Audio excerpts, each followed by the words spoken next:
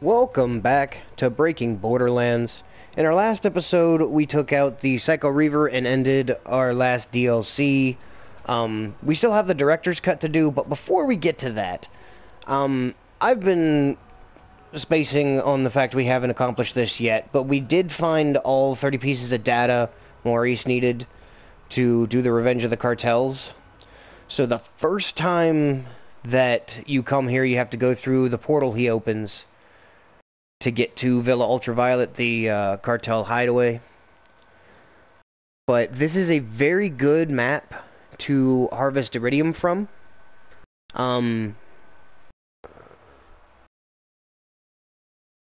As long as you get through the first part to open up the actual mansion, then you can get to all the iridium. But another thing that this is incredibly good for is he has a lot of underbosses that can drop some good equipments. The no pew pew, the needle gun, the fish slap grenade mod, excuse me, the OPQ system. All of these are very good. I mean, for what they're rated for. Certain people wouldn't throw certain things in that list, but I find all of them incredibly nice weapons. The firewall shield is underrated. I don't know why more people don't use that. I still have my toboggan on. Now, the next time you come here, you can just fast travel to the Cartel hideout. Let's see here. I don't know if I want my toboggan on. I'm gonna want some crowd pleasing going on. Yeah, we'll just go with that.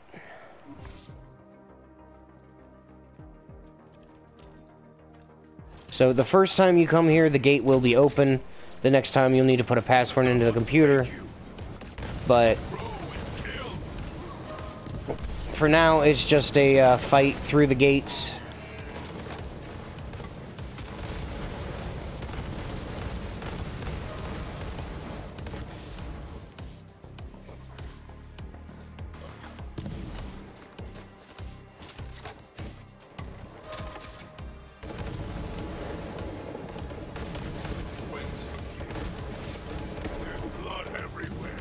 Now, depending, these enemies will shift. At this point in time, you can see we have Malawan types. At some times, it'll be nothing but tinks. At other times, it will be nothing but the culinary experts, which I know doesn't make much sense, but you'll see. So for now, just anything that they drop, go ahead and grab that.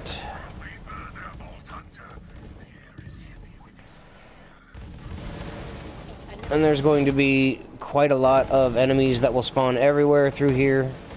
Just take them out as they come.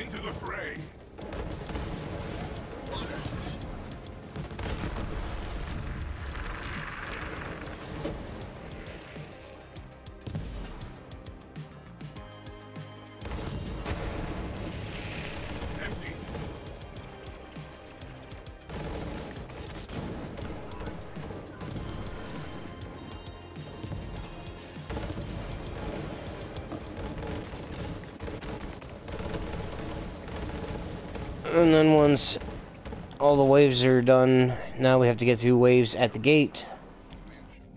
We must have gone to ground. Yes, the mansion. They cower within like hatchlings clinging to egg scraps. So they will come from either side. So once you're done with one side, they'll start coming from another. And eventually you'll have an underboss come out of the front. So just take them out as they come, whatever they happen to be.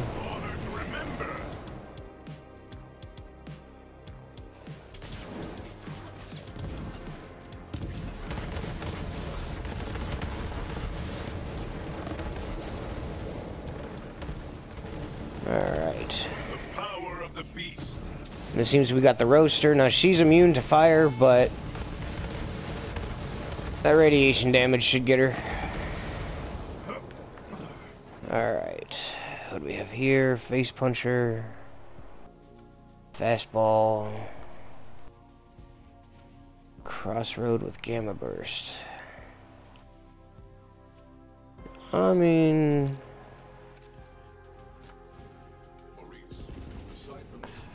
I really shouldn't do that. We're gonna give this a run, see how it goes. Go the Revolter though. So now you can see there's piles of iridium here, so just find a way to break them. You can shoot them, you can punch them. I prefer the ground pound. So we're trying to find a statue piece. We need the mask for this psycho. And it's saying it's upstairs. So we're going to clear the rest of the mansion before we go upstairs. Let's start with the side yard. So there's some iridium in here, in the left-hand corner.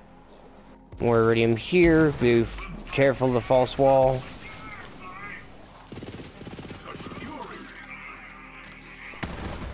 Well, that was actually pretty beast. You can see that eating through my ammo, though. Nova Burner. So yeah, that could be added to the repertoire.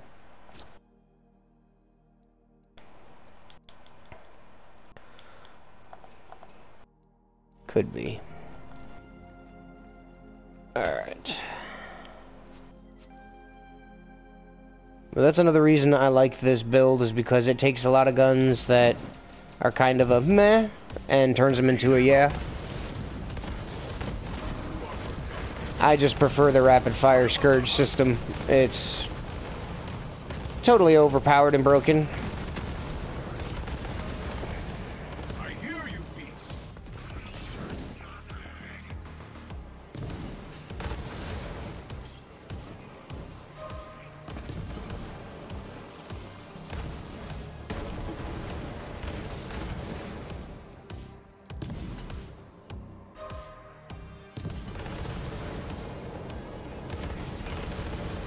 So there's going to be several waves that'll be blocking off this little, this tiny mansion within the mansion. Which I do believe that's actually what the area is called when you get inside. It's the mansion within the mansion. And then eventually you'll get the doors to open.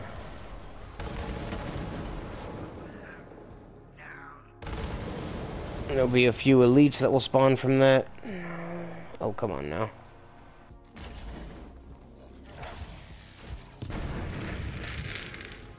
Alright, now, once they've been taken care of, the way I like to handle this is you're gonna come over and take out these piles of iridium. There should be another one here, but the shockwave got it. Go back out the front, and then come to this side for more iridium piles. There's one there, another one here. There's one in the chair, and then the end of the bed. Now there's a bunch of them in the center, but there's also a bunch of enemies. So load up your strategy and unload. Now when you clear the room, there's an elevator in the back. An underboss will come out of there. You just gotta clear the room first.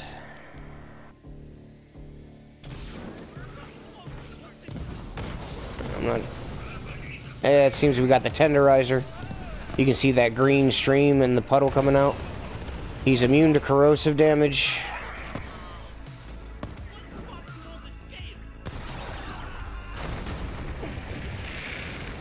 But he's not hard.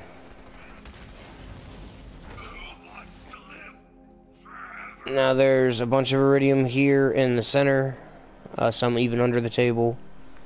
There's another 2 piles here on the couch. One of them already burst. There's also a pile on each side table next to the elevators. They've already burst.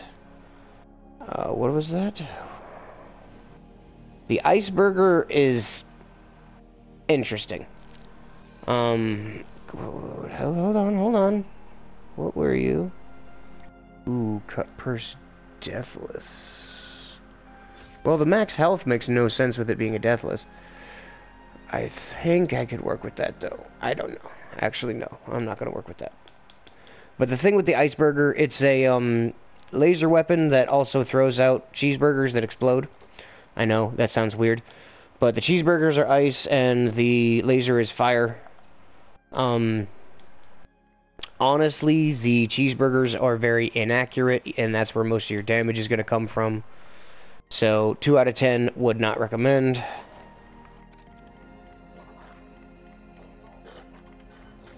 But the whole reason I had you clear one side and run back out before clearing the other is because once you leave out of this small mansion, more enemies are going to spawn out in the courtyard. So I just find it easier to come here, clear out all the gun safes of anything useful,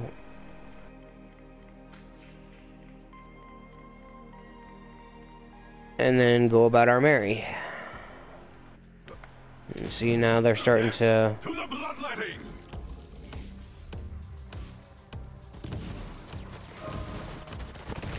This way you don't forget about the piles whenever you get distracted by the enemies spawning in the courtyard. At least that's how I like to handle it. You're not missing out on too much iridium, even if that's the case. Overkill.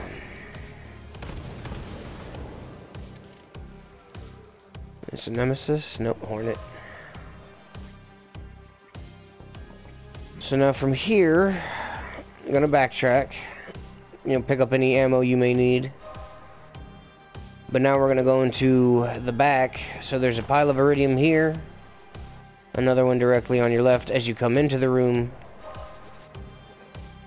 And then enemies will spawn in the room. So go ahead and clear them out.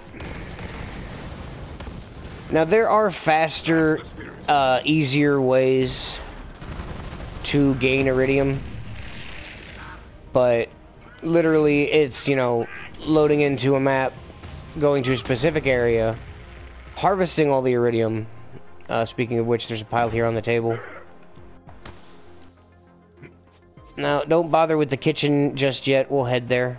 But yeah, it's no combat. Load in, grab your iridium, back out, load back in, grab more iridium. Not very fun. Gets kind of boring. This will give you some iridium, not as much as that. But it'll give you a good amount of iridium. Alright, I'm gonna come here and get another pile. And you have some combat to get through.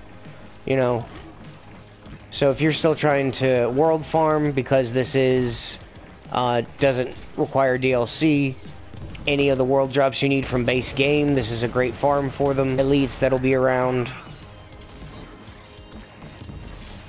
Not to mention all the underbosses are yet another chance for you to get some world drops if you're using the Schluter artifact. So, highly suggested on all those fronts.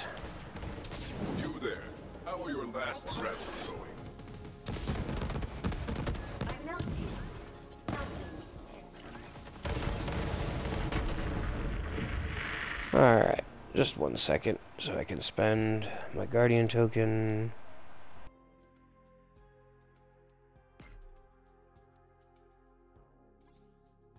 Now, I've also, I had switched around to get more damage. I switched back to our original setup and took the shield away from the pet. Because the shield, really only with messy breakups, crit rate.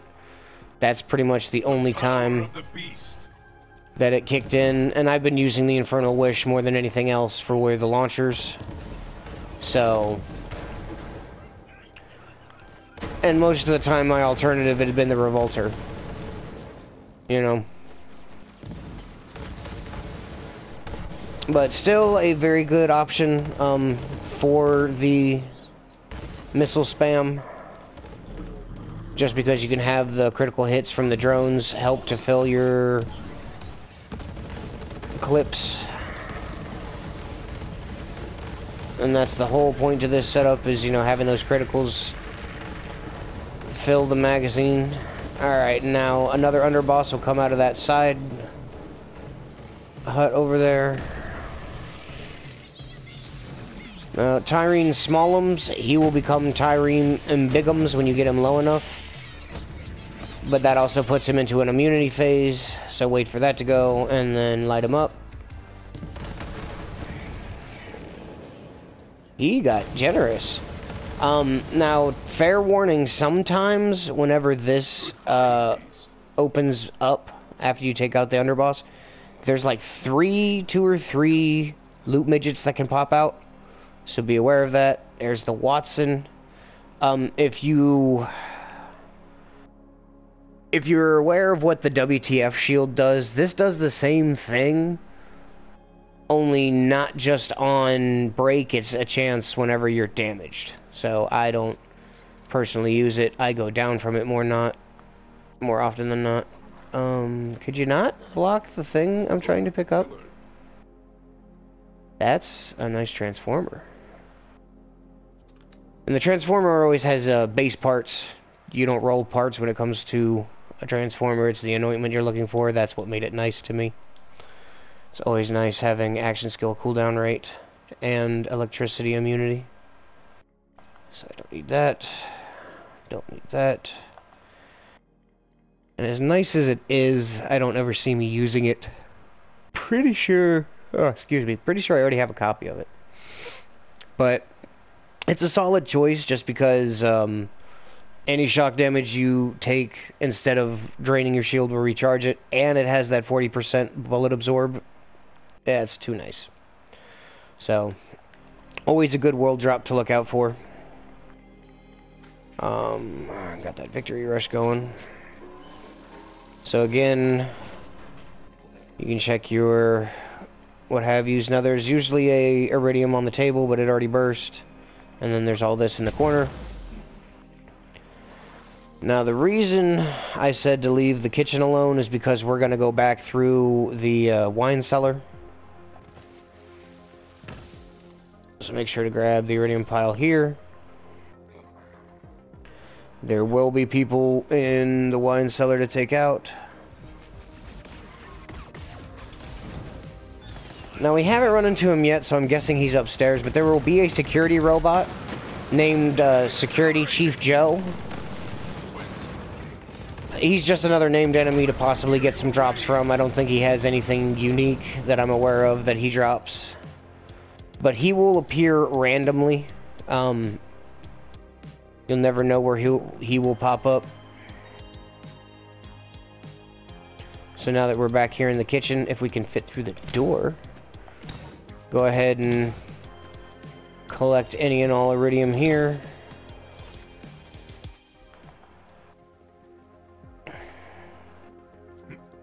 Alright, so now that we've only got the one area left, you know, you can always come grab your ammo and whatnot, but upstairs, it's a giant loop upstairs, so grab that first iridium pile.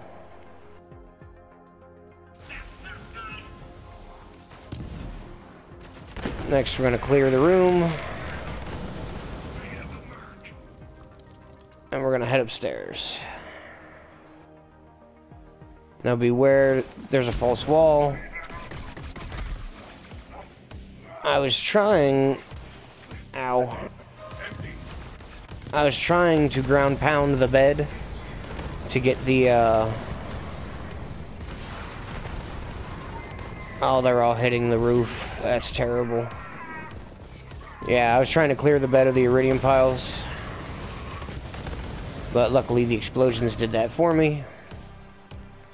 There are also 2 more iridium piles back here in the corner.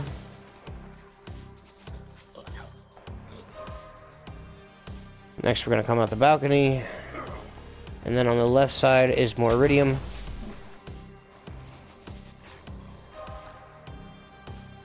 Now this is...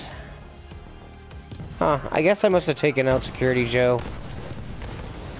But there's going to be a bit of a fight through the Grand Baller room. You've got to take out all the enemies that spawn in to get that door room to open. That door room, wow. That doorway to the next room to open. Please forgive my brain, it tries to shorten speech and has a terrible time of accomplishing it. But yeah, we're trying to get to that next doorway. That's, I do believe, Joey's office or something of that nature. But always remember to keep your distraction active, because that's also your damage increase.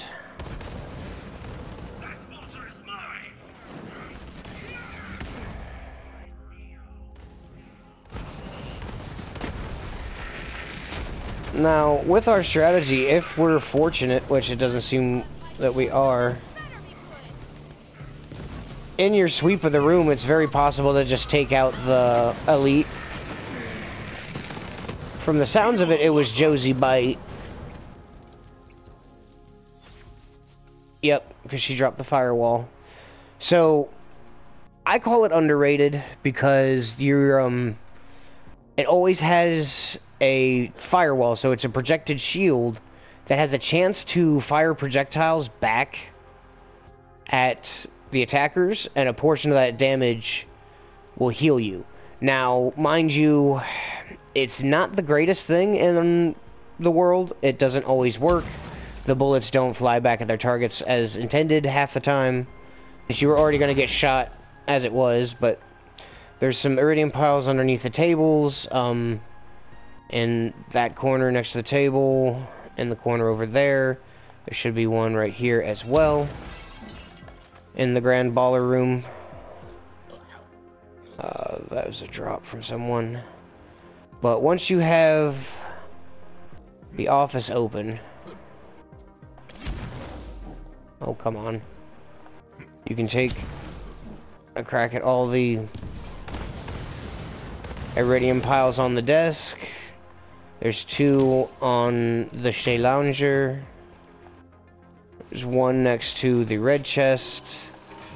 Now again, this mask will be in any of the gun cabinets that we have opened already. It's just this is the one that it was randomed. And then there's another one here. Now, you see the 4 screens on the wall? If you hit the keyboard here, it'll bring up a puzzle.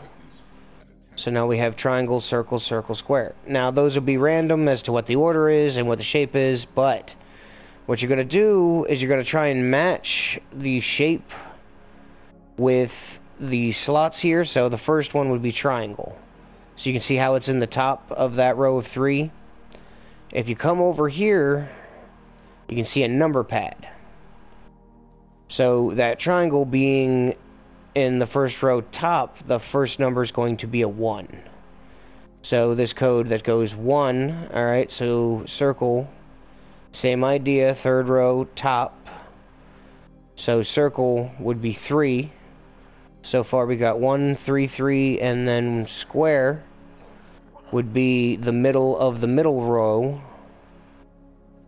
which would be 5. So 1, 3, 3, 5. And again, that will be different every time, but it opens up this secret room, which has all these piles of iridium. I like to ground pound in the middle to break them up. But you also have 2 gun lockers, 2 regular chests, and then a red chest, all with a chance to drop legendaries. Oh, meh. Unforgiven, flat 300. Tunguska? Yep, URAD Tunguska. Throw that on my URAD. Okay.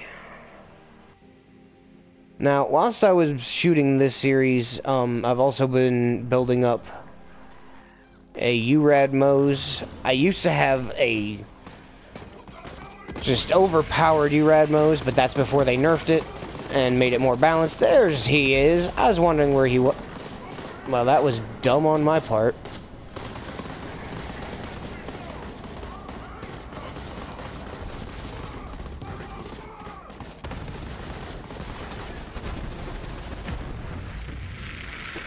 But again, he's just a named enemy with a chance to drop some extra iridium. Now there's a pile here, but I've already picked it up because of the explosions.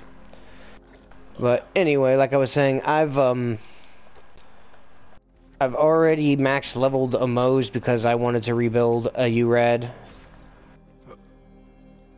So, you know, whatever, if this happens to be your first character, like I've been assuming the entire series that you're brand new to this, it's always a good idea if you have another build or an idea for another build to keep an eye out for weapons and equipment that could be useful. Personally, I don't see the Tunguska being that great. I don't really like it per se, but I don't know how it performs on that other character, so I'm going to be holding on to it. I don't think I picked anything else up.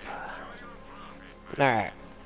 Now, when you've acquired the fountain piece, you can go ahead and install it. This opens up the Cartel boss. Now, there's two choices, or there's a choice you have to make here, and two ways you can go about it. One, you can leave now and get more iridium and leave this set up the way that it is, or you can go ahead and take out the boss. Now, the benefit to leaving it set up the way it is, he's going to have two underbosses with him.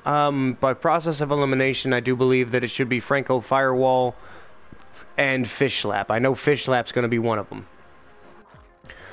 So, what you can do is you can drop down in here. The boss is going to be invulnerable until you take out his two underbosses. But from there, you can have him take you out, respawn, and then take out those underbosses again. So if you're farming for a specific piece of equipment, let's say you want an OPQ system, and believe me, you want an OPQ system, they're dropped by Franco Firewall and Josie Bite. So if you can get it set up to where they're the two underbosses that are here, then you can take them out, go down, respawn, and then they'll reset so you can take them out again and hopefully get your OPQ system. You can see there's more iridium here around the arena. But where is he? I hear him. There he is. There's Franco. So at first, you're going to try and take them out. They'll get down in health and go immune, and then head back up behind the barrier with the boss. So now that we've gotten him down, here comes Fish Slap. But go ahead and just take out one bar of his health. Always be on the lookout because they also do put out one of these Thor units. So beware of him. Alright, and then once everybody's done with their immunity phases, you gotta take out the minions too.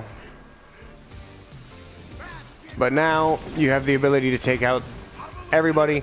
Again, you have to take out the underbosses before you can take out the big guy. But you can use that to your advantage. Again, just spray and pray like we do. And then he won't even take any damage until the other two are off the map. So now would be the time for me to, hey, Fish Slap. You know, reset if I was trying to farm either one of the items that they have a chance to drop. But no, I just want to get through Joey. So, I'm gonna keep him on the Red Fang, actually, yeah. Just because everybody will focus on him whilst that's going on.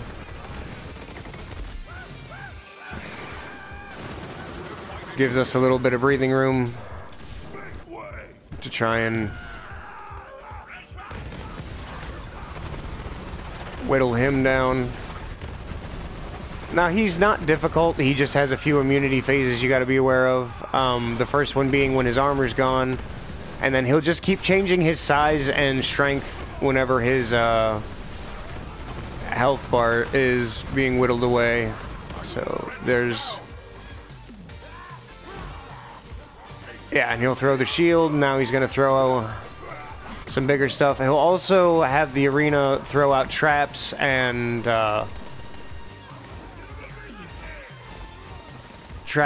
turrets after a while. Oh, come on.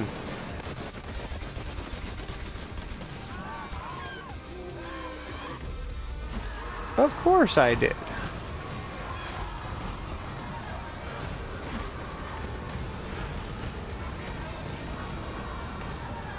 Are they just eating it? Is that what's happening here?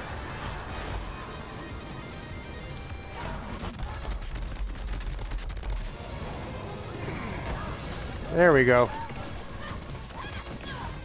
But yeah, that would have been a perfect time to go down, refarm Fish Slap and Franco. If that was our goal.